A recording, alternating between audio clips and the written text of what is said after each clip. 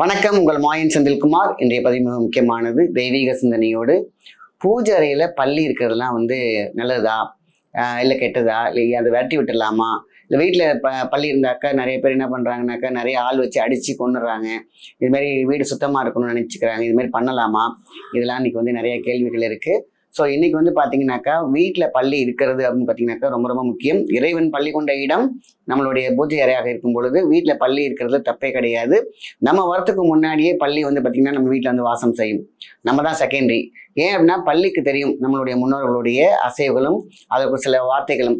பள்ளிக்கு இருக்கிறதுலே பார்த்தீங்கன்னாக்கா மூளை பார்த்தீங்கன்னா அதோட அளவு திறன், அதை யோசிக்கும் திறன் பார்த்தீங்கன்னா இந்த நம்ம சொல்லுவாங்க இந்த ஸ்பான் டேன் அப்படின்னு சொல்லுவாங்க.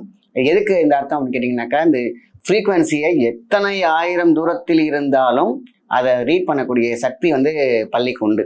ஸோ காகத்துக்கு எப்படி பித்ருக்களுடைய எனர்ஜி ஃபீல் பண்ண முடியுமோ, அதுக்கான விஷயங்களுக்கு போய் அவங்களுக்கு சேருமோ, அதே மாதிரி வீட்டில் இருக்கக்கூடிய பள்ளி ரொம்ப ரொம்ப முக்கியமான ஒரு விஷயம்.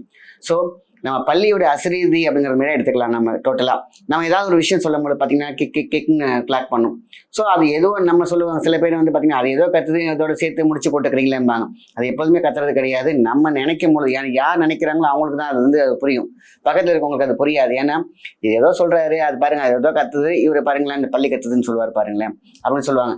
நீங்கள் நினைக்கிற அந்த செகண்டு அது ரிஃப்ளெக்ட் பண்ணும். நீங்கள் எப்படி நீங்கள் ஒரு விஷயம் ஒரு கேள்வி கேட்டால் டக்குன்னு ஒரு பதில் வருமோ, அதேமாரி அமைதியாக ஏதாவது வேணும் அப்படின்னு யோசிக்கும் போது பார்த்தீங்கன்னாக்கா செய்யலாமா வேணாமான் இருக்கும்போது கிக்குன்னு இருக்கும். இது வேணாமா வேணாமாங்கும் போது பள்ளி அங்கே சத்தம் போடுறதுனாலே அது பார்த்தீங்கன்னாக்கா அது அசிரீதி, அப்படி ஆகட்டும், நடத்தலாம் அப்படிங்கிறதான் விஷயம். அப்போது பூஜை ரூமில் நம்ம அதாவது ஹால்லலாம் பார்த்தீங்கன்னா இருக்கலாம், எங்கே வேணாலும் இருக்கலாம், அது பாட்டு அது வாழ்ந்துட்டு போகும், உங்களுக்கு எந்த டிஸ்டர்பன்ஸுமே கிடையாது.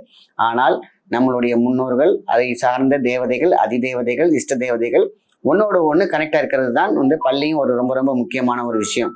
அடுத்தடுத்த வீடியோக்களை தொடர்ந்து பார்த்து சப்ஸ்கிரைப் பண்ணிக்கோங்க. நன்றி.